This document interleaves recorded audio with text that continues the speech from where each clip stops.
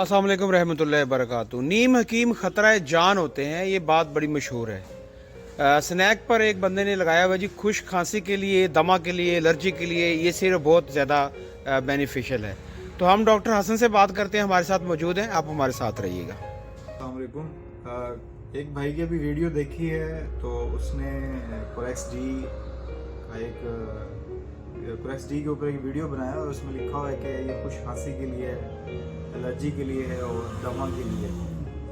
और पीछे बैकग्राउंड में एक म्यूज़िक भी लगाया हुआ है। तो पहली बात तो ये है कि हर फील्ड के कुछ एथिक्स होते हैं, तो इस तरह की चीज़ें अवॉइड की जाएँ कि म्यूज़िक वगैरह लगाओ पीछे। और दूसरा ये कि दमा के लिए नहीं है, खुश खांसी के लिए है। और एलर्जिक जो होती है, एलर्जिक रेनाइटिस जो होता है, उसके लिए हम इस्तेमाल करवा सकते हैं। खुश खांसी के लिए बड़ा बेहतरीन सी है।